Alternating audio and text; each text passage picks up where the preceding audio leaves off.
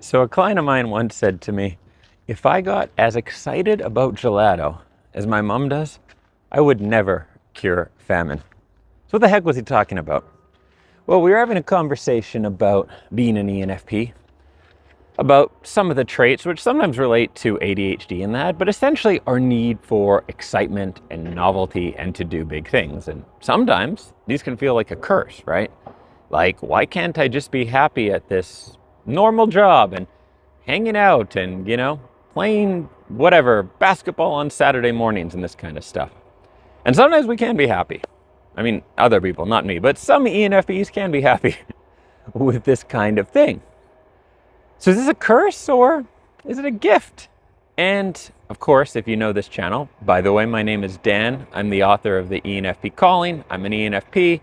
I've lived in like 10 countries and I film videos about being an awesome ENFP and, creating a wonderful life. And if you're not new here, you know that generally I put a very positive spin on things. I don't like the stereotypes and memes and, oh, life is so hard as an ENFP. It's so tough to be awesome and fun and creative and have adventures. Oh my God, it's so tough, right? That's not my style. And so this need for excitement, there can definitely be downsides. It can most likely have an increase in the chance of addiction, of making poor financial choices or some kinds of self-sabotage or all sorts of things. But also makes for a pretty awesome life. When I was younger, I set one of my intentions as being someone who will have amazing stories, and I have not disappointed myself with that. And this need for more challenge, adventure, and basically to do things at a larger scale is such a gift. Now, if you took someone who was wired for a lot of security and certainty and got really anxious whenever anything changed and gave them this need for adventure, well, yeah, you'd probably be cursing them a little bit and they'd be very conflicted. And sometimes that can happen to us where we have on almost our soul level, right, this need for growth and challenge and making a big impact on the world. But because of something in our life, we have some anxiety and fear of change, and that can lead to getting stuck and really messed up. And I think that sometimes does happen when an ENFP, let's say, has been in the corporate world for a while, and the corporate world is all about security and anxiety and fear and blah, blah, blah, and you're surrounded by people who are that way. So then you're at a point where your soul is like, hey, I want all this adventure and creativity and novelty, but there's this wall of anxiety and fear that's stopping you from actually doing some of that, and that's not good. But we're talking generally here. We're going back. So this need for novelty and adventure, if you think about life, and there's many different philosophies on what is the purpose of life, right? What are we supposed to be doing? Why are we here? Of course. But if you think about it and you think about what's really important to you, and if you think about, what is the purpose of life? And I think for most ENFPs, it's to take a shot at, I will say, immortality. It's to do something in your life that will impact people you've never met, that will have a positive impact on the world, that you will be remembered for having had a purpose for being here.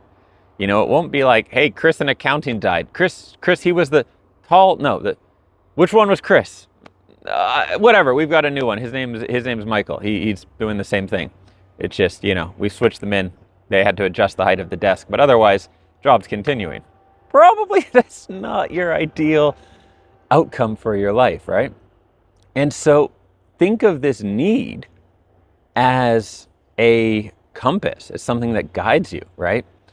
I was writing something the other day for this book I'm working on about how our needs, whether it's a need for connection or feeling special or whatever that is, right? Even sexual drives, they serve a huge purpose in our lives. And the worst thing we can do is numb them, either through drugs or medication or things like that, or through easy ways to meet them, right? So the young man who has a need for adventure, who wants to go out and prove himself and, do something important with his life, the worst thing he can do is get Call of Duty. And now he's meeting that need in the worst possible way, rather than going out into the world and meeting that need through some real life adventure and challenge and things that's going to make him grow into a wonderful person. These needs we have, they help shape our lives. And ultimately, you're not going to get away from them. You have a choice of either you meet that need in a really poor way that leaves you dissatisfied and frustrated and unfulfilled, or you go out and do that thing. And so this client of mine wasn't joking. His calling, and one of the things he's working on since we've been working together, is literally about stopping famine. And he's recently moved to Africa and is starting to set up his foundation to have a real impact. And it's not too pie in the sky as well. He has a background that will make him very, very good at this. And there's a truth to it, though, is if we didn't have that need for something big, it would be like, this is a lot more work to move to Africa and try and stop famine than it is to, say, go into the supermarket and punch in for your 9 to 5. But the thing is, if that's what you're called to do, you don't have a choice. And so this thing we have where we get bored easily, where like I can't even sit down for 6 minutes here, where we get bored easily, where we want to do new things, where we need to move and take on challenges and all this, you want to see it as a gift, right? You want to see it as almost like a safety valve that no matter what happens, no matter who you meet in your life, who tries to make you boring, dulls your shine, numbs your ambitions, that this thing deep inside you is not going to let that happen, and that you're going to use it to guide you to do phenomenal things in your life. So the next time I should say that there's maybe an ENFP trait that you're not feeling super stoked about, or you're thinking, hey, this is kind of annoying that I can't just have the exact same routine every day and not get bored. Ask yourself, how could this serve me? Why might this be here? What is perhaps a calling I have that this is leading me towards? And I have a feeling you're going to be really excited by what you come up with.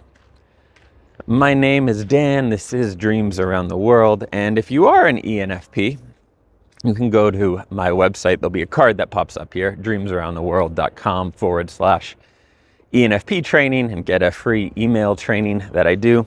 And I have written a book that is actually pretty awesome. It's not me saying that, it's the reviews. You go over to Amazon, ENFP Calling, read the reviews, and tell me you don't want to buy that book. You can listen to it as well. It's on Spotify Premium and Audible and all the places that there are audiobooks. And I did, of course, narrate it myself, which was a real pain in the butt. So if you listen to it, it'll make me feel better about all that effort. All right, I will see you in the next video soon.